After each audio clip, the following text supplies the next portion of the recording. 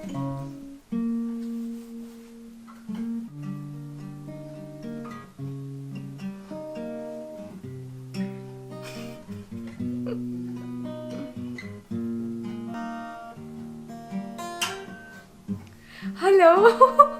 welcome to my channel. I'm Shambhavti and today I'm gonna make this video about.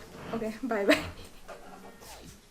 So hi again, welcome to my channel. I'm Shambhavti. Today I have another video about based on the worst skincare brands, and in this video I'm gonna include Korean brand, American brand, French brands. So yeah, a lot of things are gonna go on, and I have this cheats. I'm gonna pick the name of the brand and I'm gonna talk about the brand. So they're gonna be the element of surprise. Why I'm talking so fast? I have divided this thing into 4 categories. First, the best skincare brand. The second category is good, which means I like the brand but I don't love the brand, you know what I mean. So third is May or one-time purchase. I'm not interested in the brand anymore, but if they come up with good skincare products, I might purchase again from this brand. And number 4 is not my thing. Not for me. It's my polite way of saying bad. I don't like it. Okay, now disclaimer. So this is my personal opinion. I'm not trying to offend anyone. I'm not trying to attack anyone's preference. So take it with a pinch of salt. And it's okay if you like the brands I don't like. It's okay. They're just brands. Skincare products. You don't have to fight with me for that. I don't have to fight with you for that. Okay, so let's start with this thing. The first brand is, I think I'm super happy today. Maybe my anniversary is coming, that's why. Okay, Etude House. Etude House is a Korean brand. I like their products. I like their Sunjang line. I don't like their collagen line or vitamin C line. Ingredients look not promising, but their Sunjang line is good. So yeah, good. Number 2 is Purito. I love this brand. Their Scintilla serum worked for me, Niacin essence worked for me. I like the ingredients, but recently they got into this controversy about sunscreen where their sunscreen. Okay, so their green level sunscreen was tested and the SPF was not what they promised. That really broke my heart. So I'm gonna place them at good. Otherwise I would have placed them at best. Just this one thing that, you know, took my trust from this brand. It's gonna take me some time to, you know, love them again, to fall in love with this brand. But yeah, their other products really worked for me.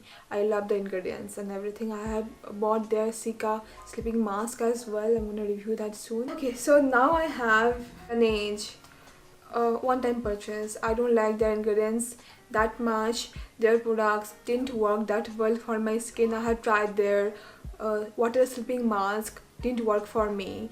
Their cleanser was too harsh. I have tested the pH of their skin refiner. It came alkaline, but I have received their trial pack, so I didn't have the full size bottle. If you have the full size bottle of their skin refiner, please test the pH and let me know.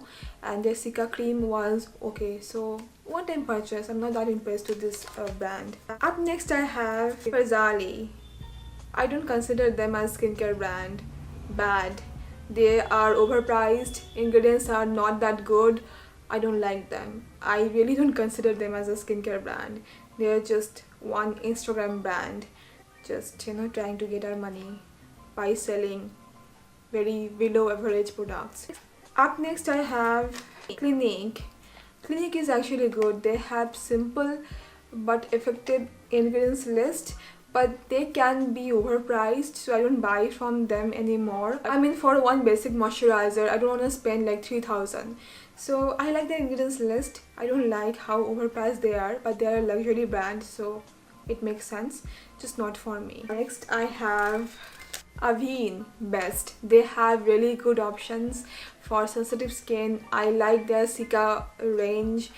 Even I have been trying their scrub cum mask, which has been working well for me. Some of the French brands, they make awesome products and Avene is one of them.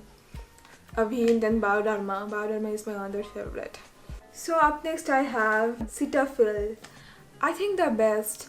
Though their cleanser, their I think moisturizing cleanser showed kinda alkaline pH, so I'm not a big fan of that. I like their damp cream. They have really good options from fragrance-free, no-nonsense products. So Cetaphil is best, I think. So up next I have L'Oreal. No, I don't like their skincare products. Their makeup products are okay. Their hair care products can be okay, but skincare products are not good. I had tried their essence. My skin was freaking out. Their ingredients are very subpar. They are one of the biggest brands when it comes to skincare, makeup, but still they choose to make products like that. Makes my heart ache. So no, skincare they can do way better. Up next I have Cosrx. I love Cosrx. This is a Korean skincare brand. I love their AHA, BHA, rice sleeping mask, honey sleeping mask, their pimple patches. This is a very good brand. So yeah, best. So next, Sebamed. I love their clear skin gel. Very like basic product for fungal acne or if you have oily skin. Their acne cleanser actually showed alkaline pH.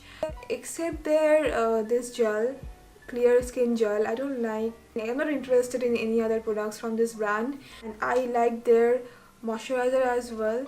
It was good, but now I like fragrance free options, so that I don't use anymore that moisturizer.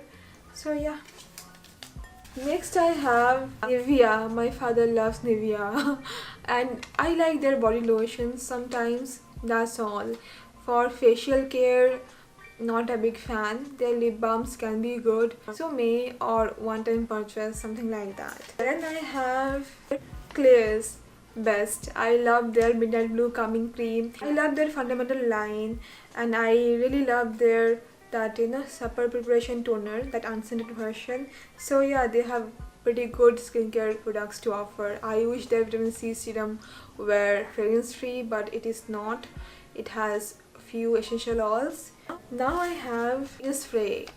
So I like their aloe vera night cream and their lip tints.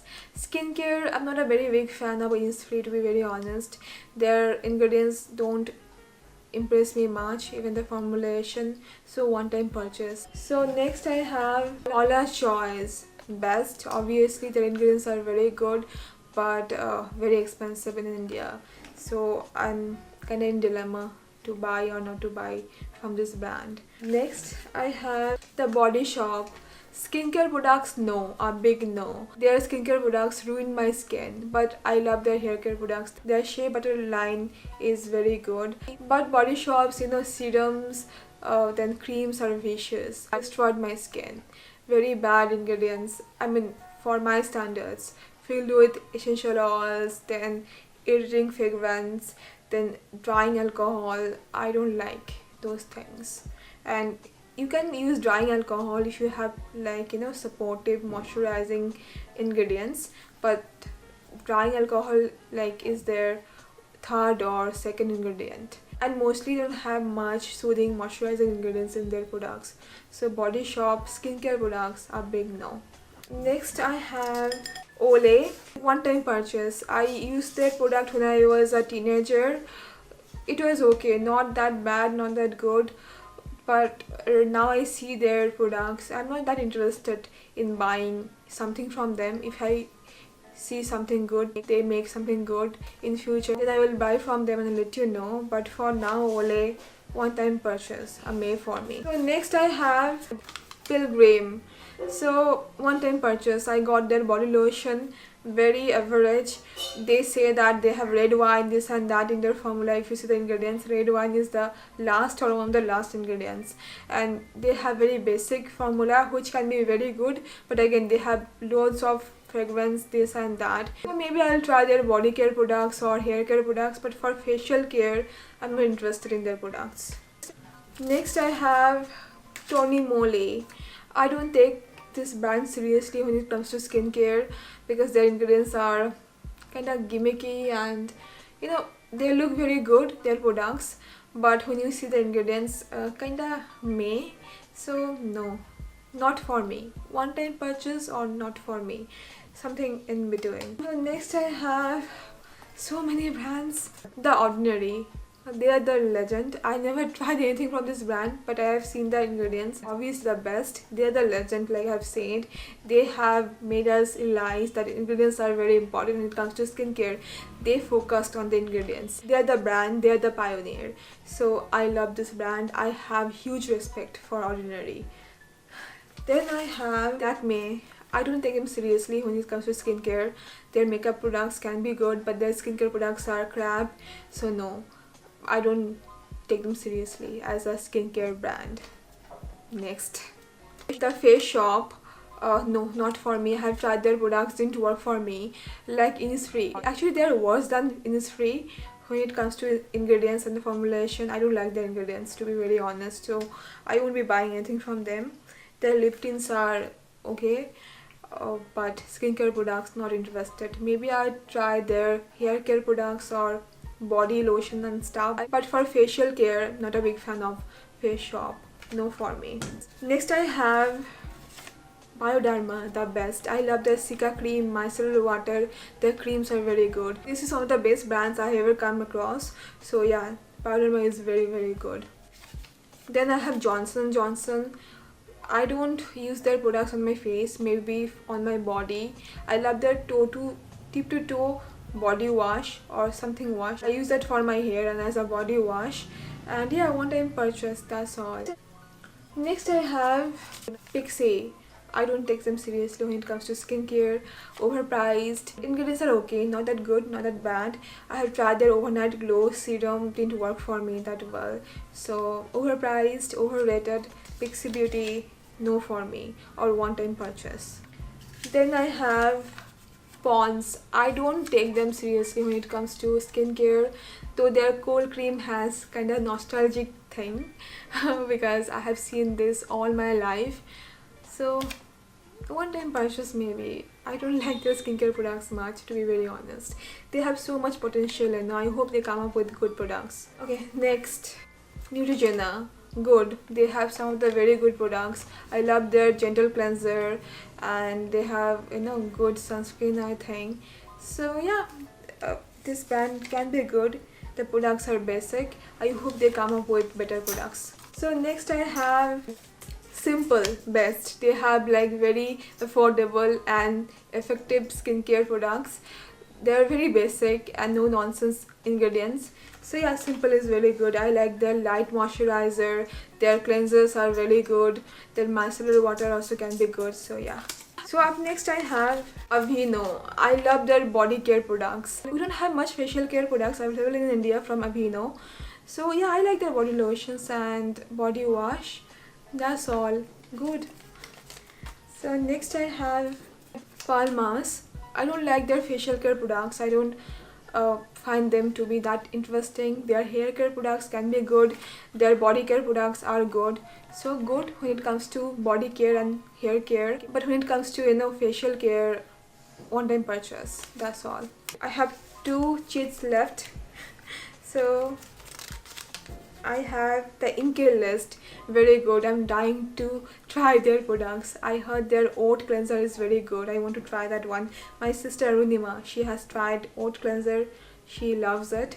So Inkey-List, their products and ingredients. I have checked the ingredients. Very good. So if you have access to Inkey-List products, then obviously get them.